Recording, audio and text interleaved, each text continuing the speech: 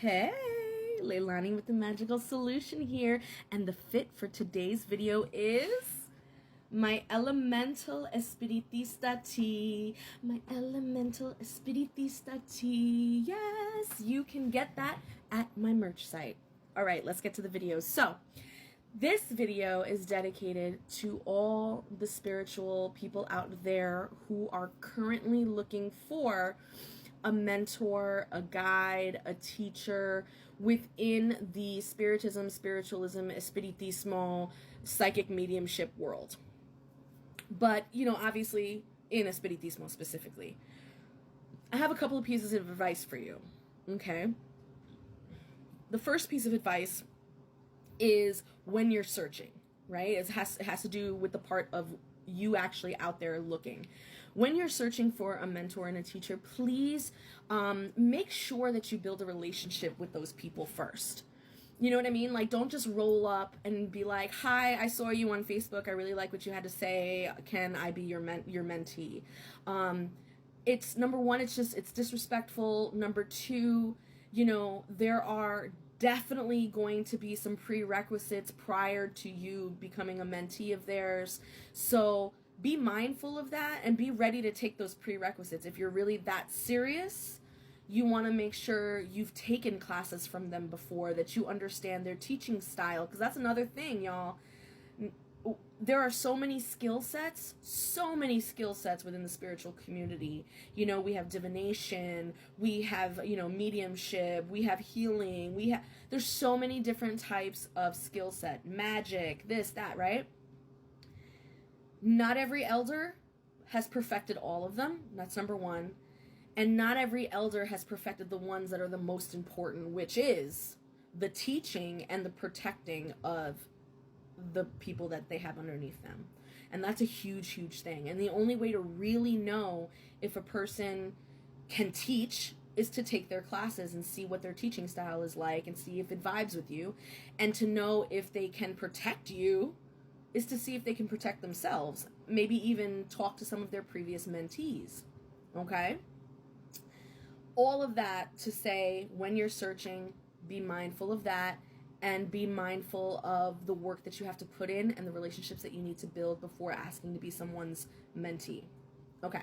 The second piece of information is for those whom are already being guided by, a mentor or a teacher within the spiritual community, spiritism, espiritismo, and spiritualism. I'm going to focus on just a few examples, but this can go in all different directions. Here's something that you need to know.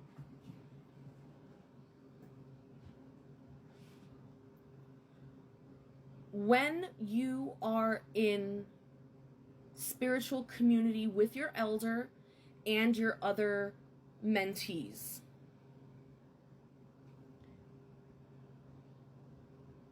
does it uplift you?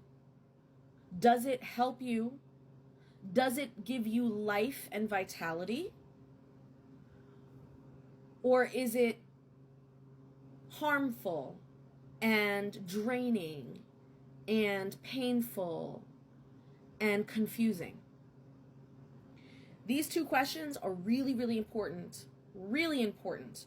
You should not be spiritually confused with your elder or feel that way.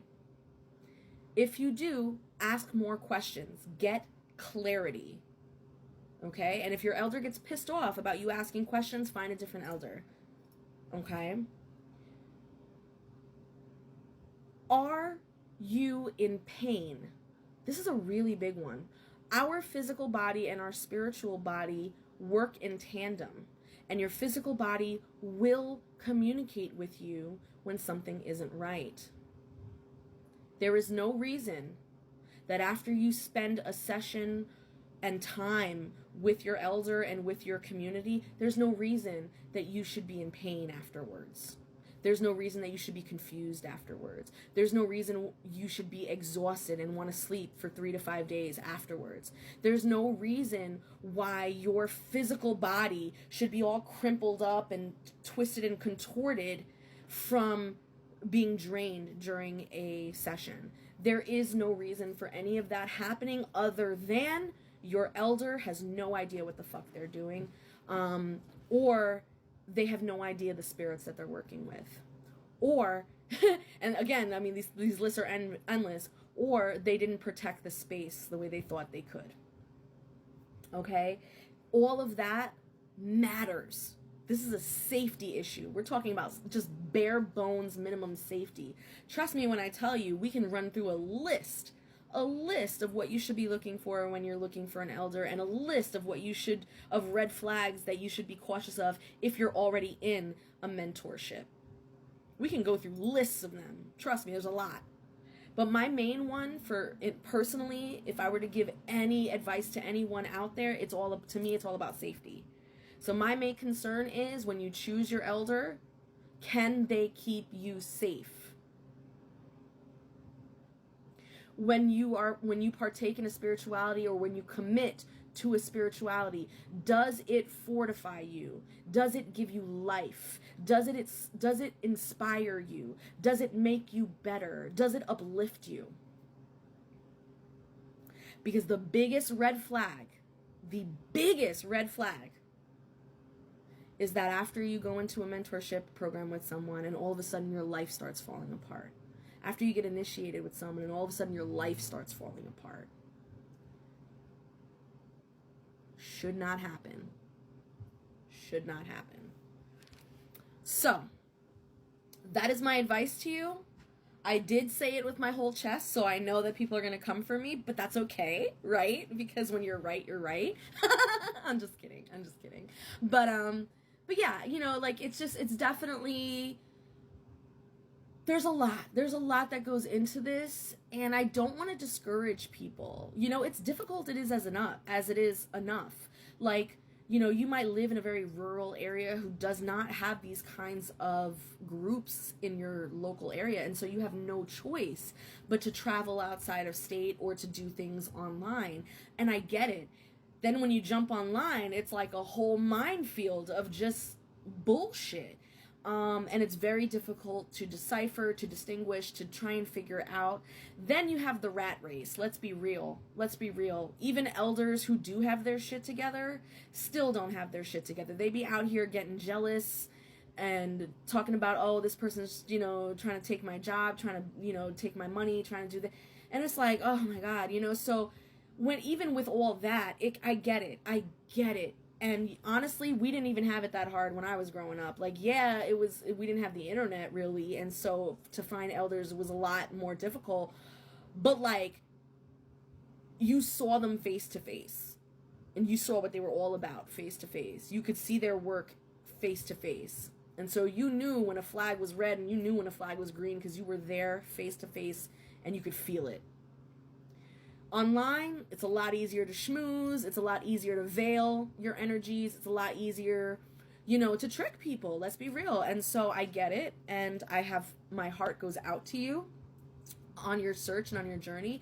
And my heart goes out to you if you've already been involved and you've spent thousands of dollars and you've invested your time, your money, your emotions, and everything into a particular group or a particular elder, and they failed you. And my heart goes out to you too, you know? So all I can really say is here are just a few things you can look at. And if you have other questions, or if you want to give your own suggestions, maybe some of your own experiences as you've been out here, because that's one of the things I will say is that it happened to me so many freaking times that like I have a whole list of what not to look for and what to look for, you know what I mean? So like, if you have them, drop them in the comments here or make your own video. But, you know, I think this awareness needs to come out. Instead of just saying, oh, there's charlatans out here, watch out. Talk about it. What specifically about these charlatans is the problem? And the proof is in whether or not, in my opinion, whether they can keep you safe. Everything else is just fancy decor, in my opinion. Anyway, thank you guys so much for watching. I hope you enjoyed this video. I hope you found it helpful. And again, my name is Leilani. This is The Magical Solution, and this is how we grow.